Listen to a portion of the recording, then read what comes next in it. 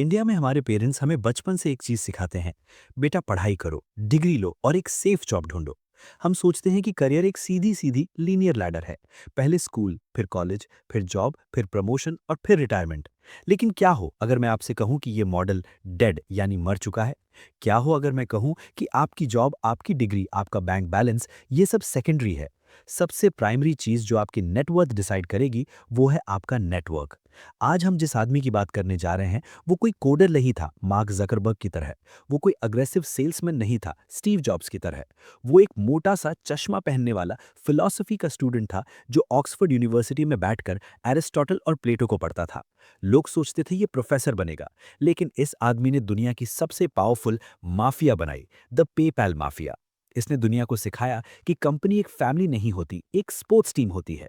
इसने अपनी पहली कंपनी में बुरी तरह फेल होने के बाद एक ऐसा सिस्टम बनाया जिसने आज 1 बिलियन लोगों को नौकरी यानी जॉब्स ढूंढने में मदद की है।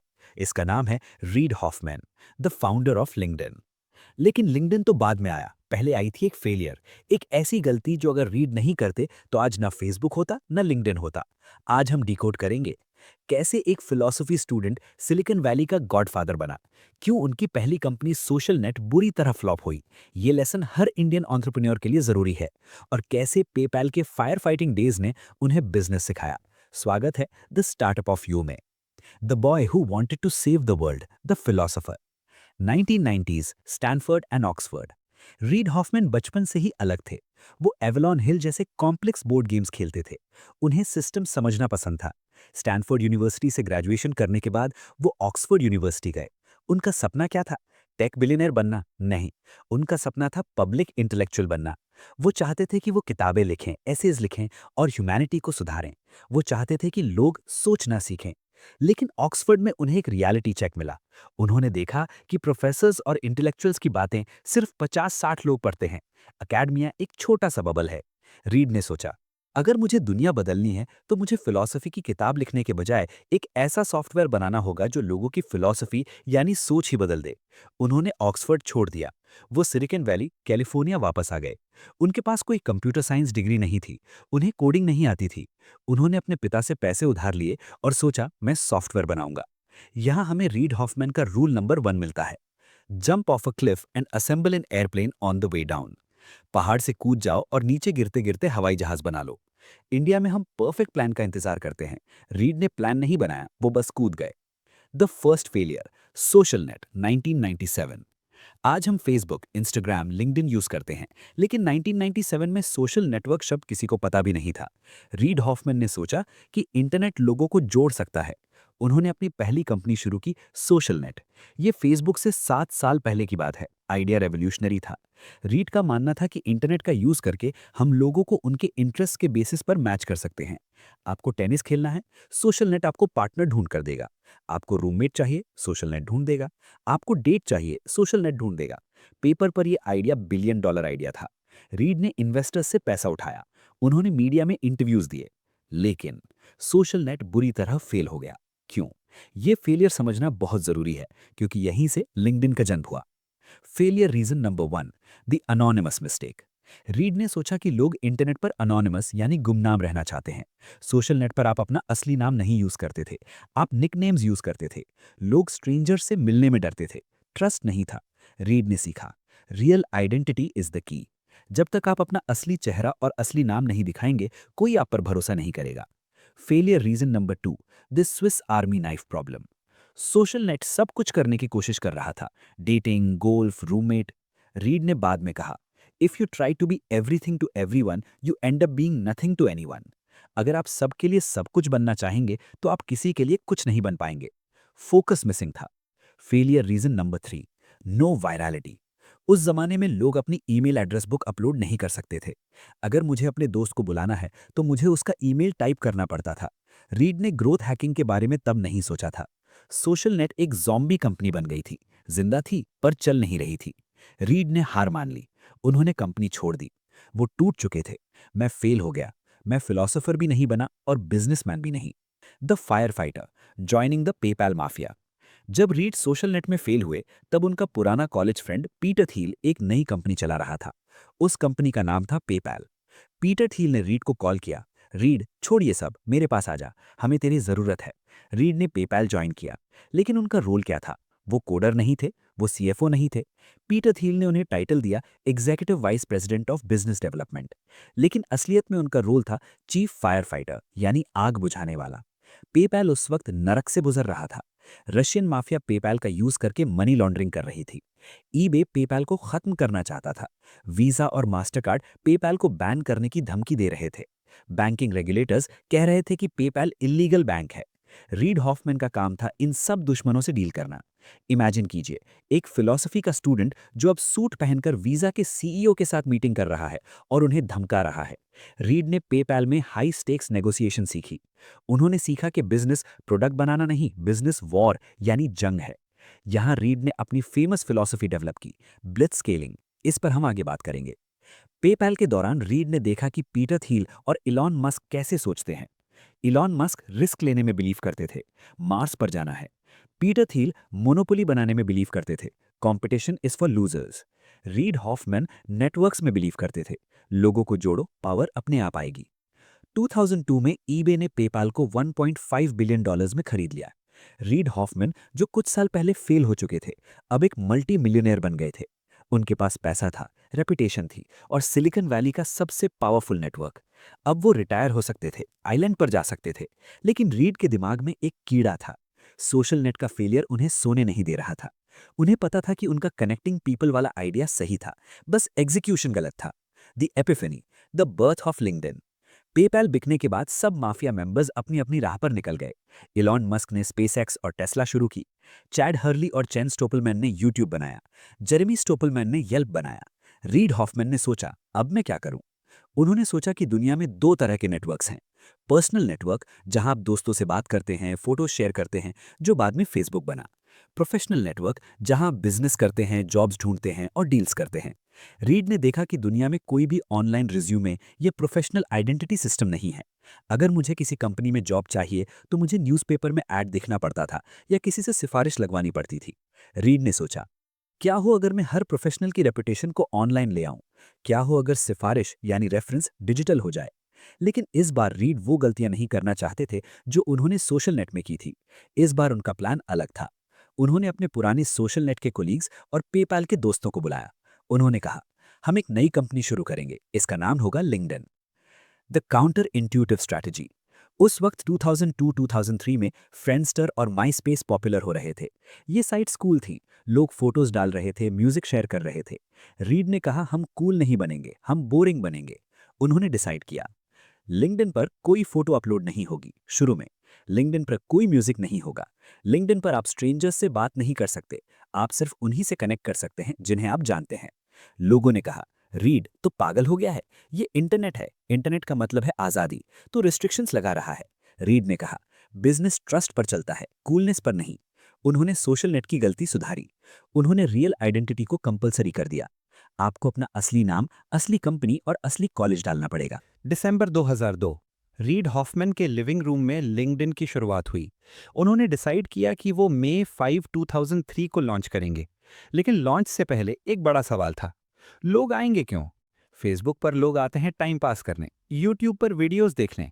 लिंक्डइन पर लोग क्यों आएंगे? अपना रेज्यूमे डालने। यहाँ रीड ने नेटवर्क इफेक्ट का इस्तेमाल किया। उन्होंने सोचा, अगर मैं सिलिकॉन वैली के सबसे पावरफुल लोगों को पहले इनवाइट करूं तो बाकी लोग उन्हें फॉलो करेंगे। उन्होंने अपने 350 सबसे क्लोज दोस्तों को ईमेल भेजा। इस लिस्ट में पीटर थिल, इलॉन मस्क जैसे लोग थे। उन्होंने कहा, प्लीज मेरी साइट पर साइन अप करो। पहले दिन कितने साइन अप्स हुए? सिर्फ 20। हफ्ते भर में कुछ 100। ग्रोथ स्लो थी, बहुत स्लो। इन्वेस्टर्स कह रहे थे, रीड ये फ्लॉप है। फ्रेंडस्टर देखो, मिलियंस में ग्रो कर रहा है, तुम्हारे पास यूजर्स ही नहीं हैं। क्या रीड हॉफमैन दोबारा फेल होने वाले थे? क्या उनका बोरिंग स्ट्रैटेजी उन्हें डुबा देगा? और कैसे उन्होंने इस स्लो स्टार्ट को दुनिया के सबसे बड़े प्रोफेशनल जाइंट में बदला? 2003 सिलिकॉन वैली में एक जंग यानी वॉर शुरू हो चुकी थी, जिसे हम कहते हैं द सोशल नेटवर्क वॉर। एक तरफ था फ्रेंडस्टर। ये कंपनी रॉकेट की तरह उड़ रही थी, मिलियंस ऑफ यूजर्स, हर कोई फ्रेंडस्टर पर था। दूसरी तरफ था माईस्पेस, जो म्यूजिक और कूलनेस की वजह से तेजी से फैल रहा था। और तीसरी तरफ एक कोने में चुपचाप बैठा था लिंक्डइन। लिंक्डइन रॉकेट नहीं था, वो कछुआ यानी टॉर्टॉइस था। जब फ्रेंडस्टर पर मिलियंस लोग आ रहे थे, लिंक्डइन पर दिन के 20 लोग आ रहे थे। हाँ, सिर्फ 20। इन्वेस्टर्स रीड हॉफमैन से कह रहे थे, रीड तुम हार गए हो, सोशल नेटवर्किंग गेम खत्म हो चुका है, फ्रेंडस्टर जीत गया है। रीड के पास मौका था पिविट करने का, वो लिंक्डइन को कूल बना सकते थे, लेकिन उन्होंने कहा नहीं, फ्रेंडस्टर एक पार्टी है और पार्टियां खत्म हो जाती हैं। लिंक्डइन एक ऑफिस है और लोग ऑफिस रोज आते हैं। रीड की प्रिडिक्शन सही निकली। फ्रेंडस्टर ट्रैफिक संभाल नहीं पाया और क्रैश हो गया, बलून पॉप। माई स्पेस कूल से क्रिंज बन गया, लेकिन वो कछुआ यानी लिंक्डइन धीरे धीरे चलता रहा। आज हम देखेंगे कि कैसे रीड हॉफमैन ने पेशेंस को स्ट्रैटेजी बनाया और कैसे उन्होंने अपने सबसे बड़े कॉम्पिटिटर फेसबुक को खत्म करने के बजाय उसे बनाया। हाँ, अगर रीड हॉफमैन नहीं होते तो मार्क जकरबर्ग आज शायद कोडिंग कर रहे होते, सीईओ नहीं। The valley of death 2003 to 2004। LinkedIn launch हो चुका था, लेकिन ग्रोथ डेड थी। रीड हॉफमैन के दिमाग में एक डर था। उसी वक्त monster.com और हॉट जॉब्स जैसे जॉब बोर्ड्स थे। लोग कह रहे थे, अगर मुझे जॉब चाहिए तो मैं मॉन्स्टर पर जाऊंगा, लिंक्डइन पर क्यों आऊंगा। लिंक्डइन के पास चिकन एंड एग प्रॉब्लम थी। अगर यूजर्स नहीं हैं तो कंपनीज नहीं आएंगी, अगर कंपनीज नहीं हैं तो यूजर्स नहीं आएंगे। यहाँ रीड ने एक साइकोलॉजिकल हैक यूज किया। उन्होंने सोचा, लोग जॉब्स के लिए नहीं आएंगे, लोग ईगो के लिए आएंगे। उन्होंने प्रोफाइल पेज ऐसा बनाया कि वो गूगल सर्च में ऊपर आए। अगर आपका नाम गूगल करे तो सबसे पहले आपका लिंक्डइन प्रोफाइल दिखे। लोगों को ये पसंद आया, वाह, मेरा नाम गूगल पर आ रहा है। लोगों ने सिर्फ अपनी वैनिटी यानी शान के लिए प्रोफाइल बनाना शुरू किया। रीड ने सीखा, appeal to their ego and they will give you their data, यानी उनकी ईगो को सहलाओ, वो तुम्हें अपना डेटा दे देंगे। धीरे धीरे 20 से 200, 200 से 2000 साइनअप्स होने लगे, लेकिन पैसा जीरो। लिंक्डइन के पास रेवेन्यू मॉडल नहीं था। रीड अपनी जेब से सर्वर्स का बिल भर रहे थे, पेपाल का पैसा। पैसा खत्म हो रहा था। उन्हें सीरीज बी फंडिंग चाहिए थी। इन्वेस्टर्स ग्रेलॉक पार्टनर्स ने पूछा, रीड तुम कमाओगे कैसे। रीड के पास कोई जवाब नहीं था। उन्होंने सच बोला, मुझे नहीं पता, लेकिन मुझे पता है कि अगर हमने दुनिया के सारे प्रोफेशनल्स को जोड़ दिया तो पैसा अपने आप आएगा। ये रिस्की था, लेकिन इन्वेस्टर डेविड से ने रिस्क लिया। उन्होंने लिंक्डइन में पैसा लगाया, सिर्फ रीड हॉफमैन की रेपुटेशन पर। अगर ये पैसा नहीं मिलता तो लिंक्डइन 2004 में बंद हो जाता। द किंग मेकर, रीड और मार्क जकरबर्ग। समर 2004। एक 19 ईयर का लड़का हार्वर्ड से ड्रॉप आउट होकर सिलिकॉन वैली आया था।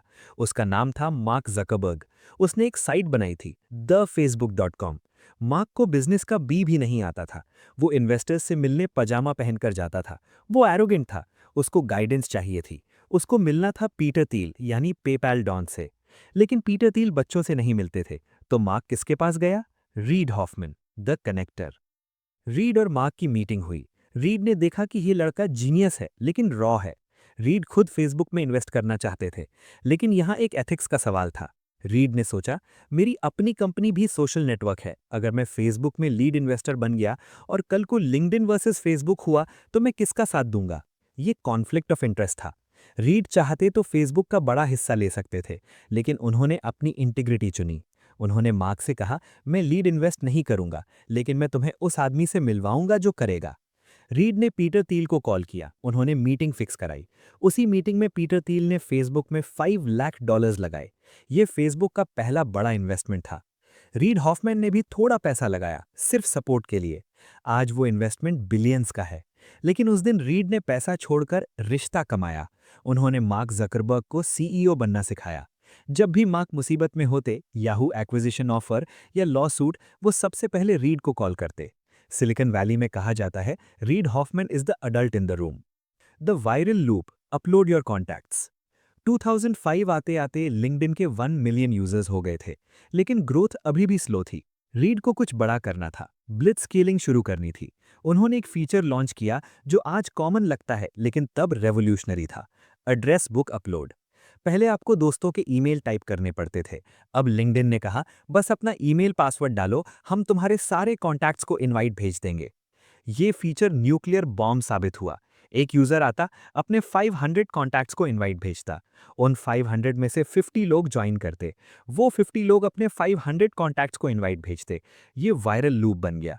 लिंक्डइन की ग्रोथ एक्सपोनेंशियल हो गई, 1 मिलियन से 10 मिलियन यूजर्स। लेकिन इस ग्रोथ के साथ एक नई मुसीबत आई। लोग गुस्सा होने लगे। लिंक्डइन स्पैम कर रहा है, मुझे मेरे बॉस से इनवाइट आया है, मैं एक्सेप्ट करूं या नहीं?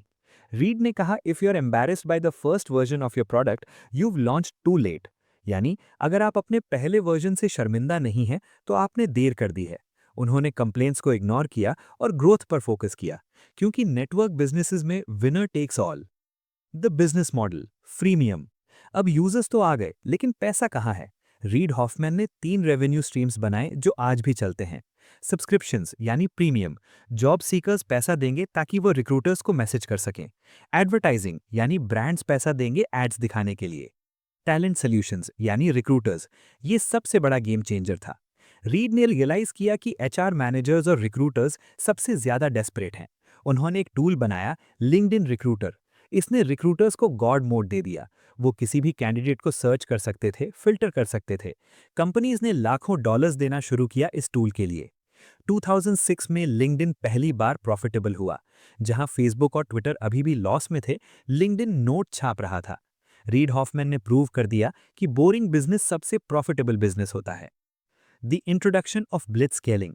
यहां रीड ने अपनी फिलॉसफी को नाम दिया ब्लिट्ज स्केलिंग। ब्लिट्ज स्केलिंग का मतलब क्या है?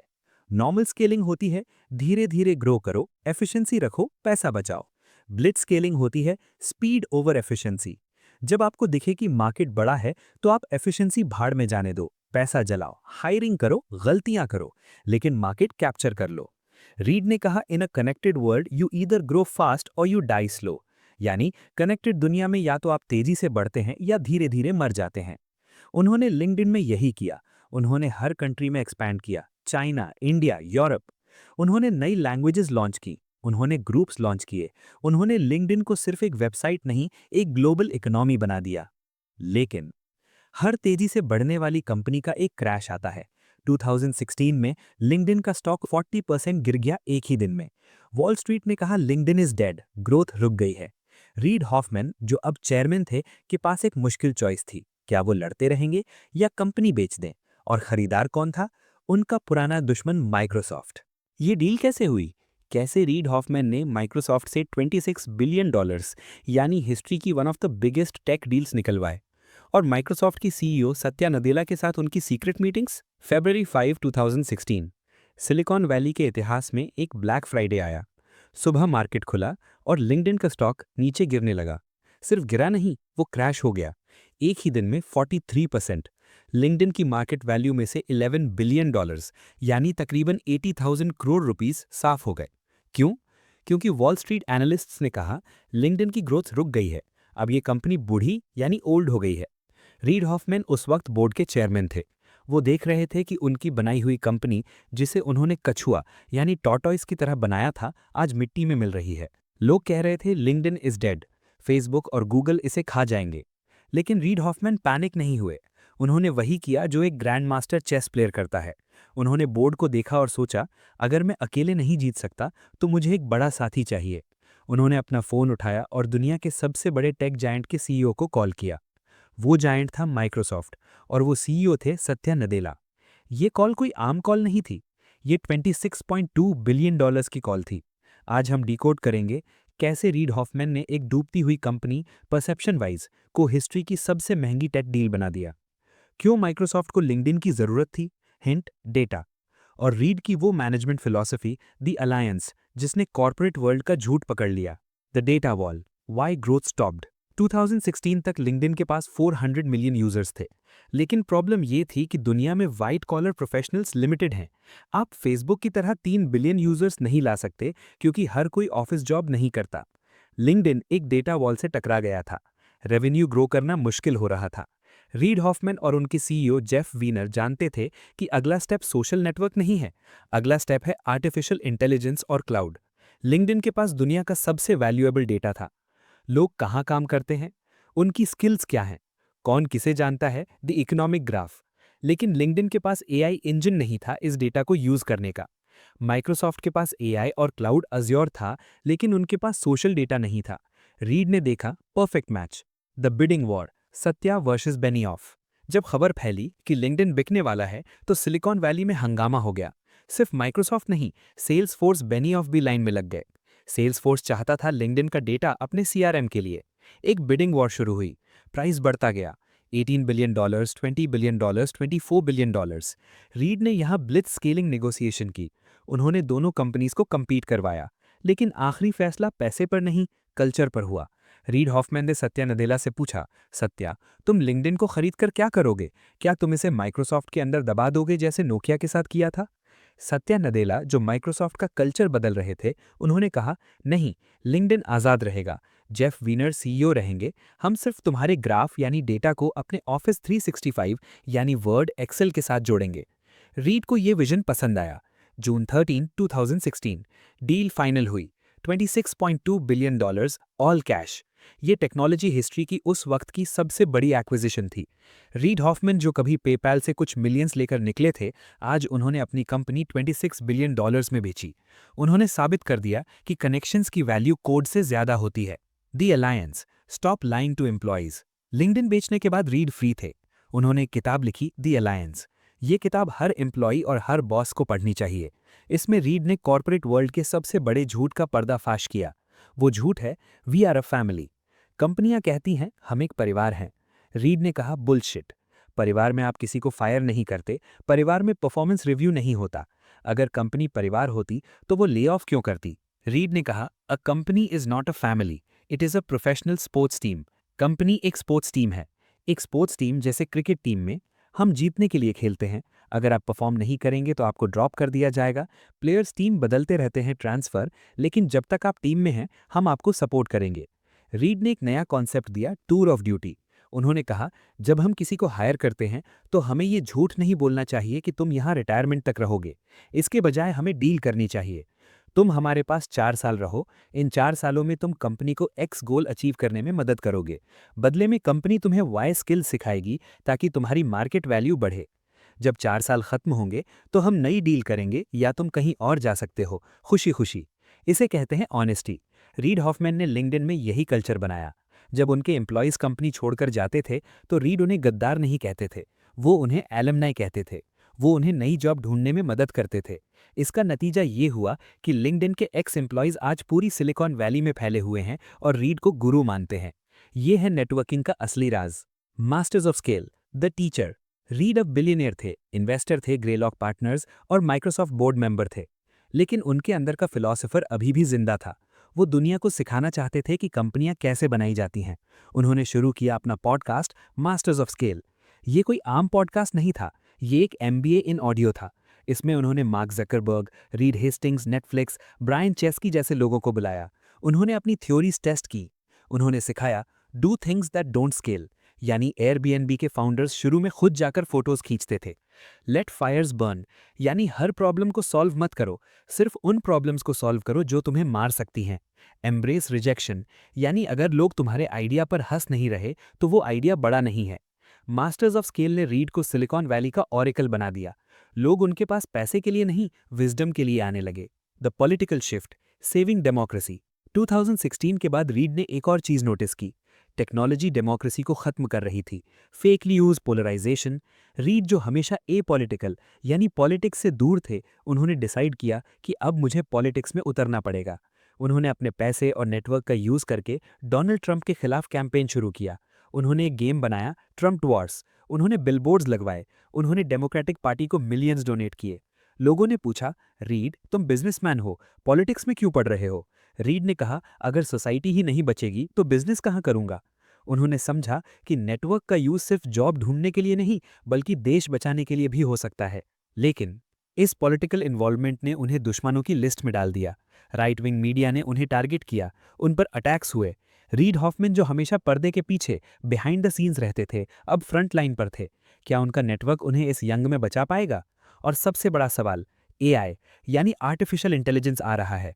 रीड हॉफमैन, जो ओपन एआई, चैट जीपीटी के अर्ली इन्वेस्टर्स में से एक थे, वो एआई के बारे में क्या सोचते हैं? क्या एआई हमारी जॉब्स खा जाएगा, जैसा लिंक्डइन डेटा दिखा रहा है, या एआई हमें सुपर ह्यूमन बनाएगा?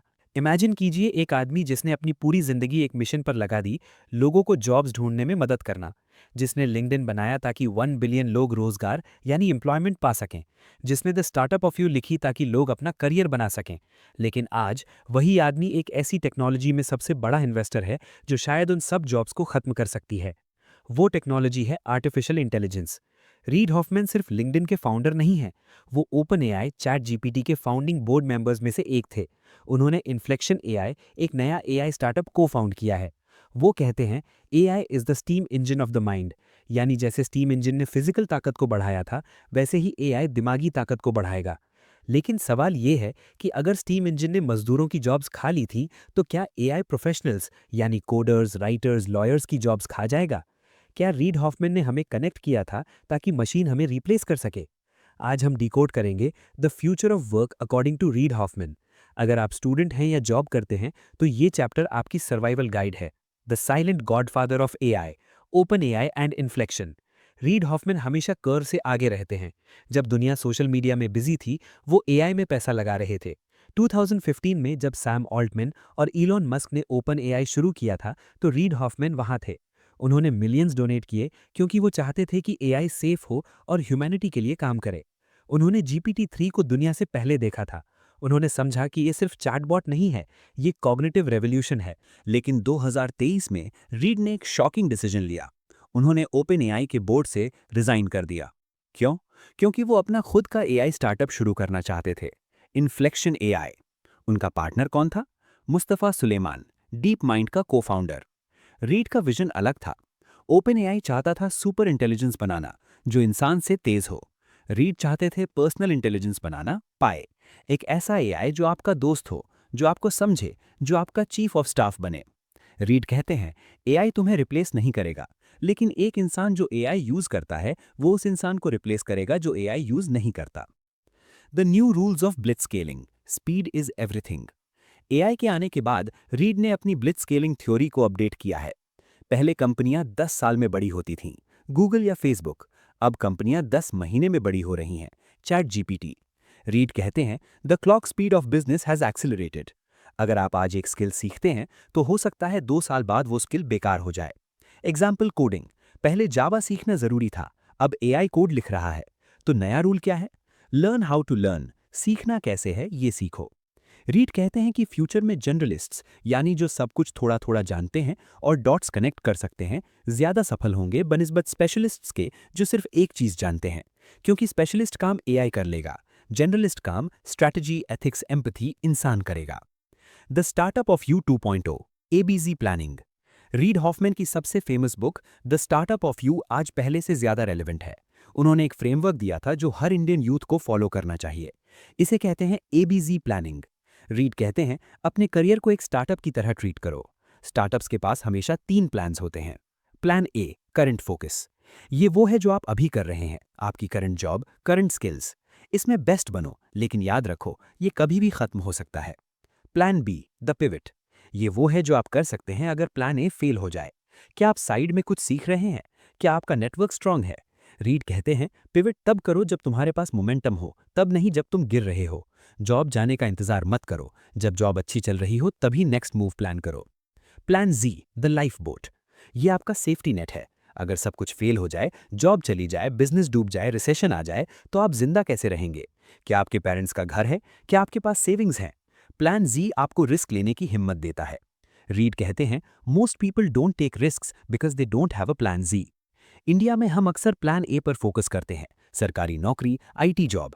रीड कहते हैं in the AI age plan A is death, you must always be in beta mode, यानी हमेशा अपडेट होते रहो। The philosopher returns, techno humanism. Reid Hoffman billionaire हैं लेकिन वो दिल से अभी भी वही फिलॉसफी स्टूडेंट हैं। वो पूछते हैं टेक्नोलॉजी हमें इंसान बना रही है या मशीन? सोशल मीडिया ने हमें लोनली बनाया, आयरॉनिकली। अब एआई हमें लेजी बना सकता है। रीड का सल्यूशन है टेक्नो ह्यूमनिज्म। वो कहते हैं कि हमें टेक्नोलॉजी को ऐसे डिजाइन करना चाहिए जो हमारी ह्यूमैनिटी को बढ़ाए। इसीलिए वो एथिक्स इन एआई पर इतना जोर देते हैं। वो चाहते हैं कि एआई हमारे दोस्त बने, मालिक नहीं। उन्होंने एक किताब लिखी इम्प्रॉम्प्टू, जिसे उन्होंने GPT-4 के साथ मिलकर लिखा। ये हिस्ट्री की पहली किताब थी जो एक ह्यूमन और एआई ने को ऑथर की थी। इसमें उन्होंने दिखाया कि कैसे एआई हमारी क्रिएटिविटी बढ़ा सकता है। The network of the future, web 3 and beyond. Read Hoffmann सिर्फ एआई में नहीं, वेब 3, ब्लॉकचेन और बायोटेक में भी इन्वेस्ट कर रहे हैं। वो मानते हैं कि अगला बड़ा नेटवर्क डिसेंट्रलाइज्ड होगा। आज लिंक्डइन और फेसबुक के पास हमारा डेटा है, कल शायद हमारे पास अपना डेटा होगा। रीड कहते हैं the next big thing will look like a toy, यानी अगली बड़ी चीज शुरू में खिलौना लगेगी। जैसे फेसबुक शुरू में कॉलेज स्टूडेंट्स का टाइम पास था, जैसे बिटकॉइन शुरू में नर्ड्स का खेल था। रीड की एडवाइस है, जो चीज आज वियर्ड लग रही है उस पर ध्यान दो, वही फ्यूचर है। Decoding the Hoffman code. Reid Hoffman की लाइफ से आज हम क्या सीख सकते हैं? एक रिकैप हर उस इंडियन के लिए जो बड़ा बनना चाहता है। Be the glue, not just the brick. Read सबसे अच्छे कोडर नहीं थे, सबसे कैरिज्मेटिक स्पीकर नहीं थे, लेकिन वो ग्लू थे। उन्होंने लोगों को जोड़ा। Mark Zuckerberg, Peter Thiel, Satya Nadella, सब उनके नेटवर्क में हैं। लेसन, अगर आप जीनियस नहीं हैं तो जीनियसेस को कनेक्ट करना सीख लो, आपकी वैल्यू उनके बराबर हो जाएगी। Blitz scaling is a mindset. सिर्फ कंपनियां ब्लिट्ज स्केल नहीं करती, इंडिविजुअल्स भी करते हैं। जब आपको मौका मिले तो स्पीड पकड़ो, धीरे धीरे सीखने का वक्त गया। Lesson, speed is the new currency. Your career is a beta version. कभी मत सोचो कि मैं बन गया। रीड हॉफमैन आज भी नए स्टार्टअप शुरू कर रहे हैं। लेसन, जिस दिन आपने सोचा कि आप फिनिश्ड प्रोडक्ट हैं, उस दिन आप आउटडेटेड हो गए। Stay in beta. Embrace the tour of duty. अपने बॉस से झूठ मत बोलो कि मैं हमेशा रहूंगा। एक मिशन लो, उसे पूरा करो और आगे बढ़ो। लेसन, लॉयल्टी काम के प्रति होनी चाहिए, कुर्सी के प्रति नहीं। Plan G is your superpower. Risk लेने से डर लगता है, पहले अपना प्लान जी स्ट्रॉन्ग करो। जब आपको पता हो कि गिरने पर गद्दा है तो आप ऊंची छलांग लगाते हैं। रीड हॉफमैन को ओरेकल ऑफ सिलिकॉन वैली कहा जाता है, क्योंकि वो फ्यूचर देख सकते हैं, लेकिन वो फ्यूचर प्रिडिक्ट नहीं करते, वो फ्यूचर इन्वेंट करते हैं लोगों को जोड़कर। उनकी कहानी हमें सिखाती है कि सक्सेस अकेले पहाड़ चढ़ना नहीं है, सक्सेस है दूसरों को रस्सी फेंकना और साथ में ऊपर खींचना। क्योंकि no matter how brilliant your mind और strategy, if you are playing a solo game you'll always lose out to a team. यानी चाहे आप कितने भी होशियार हों, अगर आप अकेले खेल रहे हैं तो आप टीम से हमेशा हारेंगे। जय हिंद।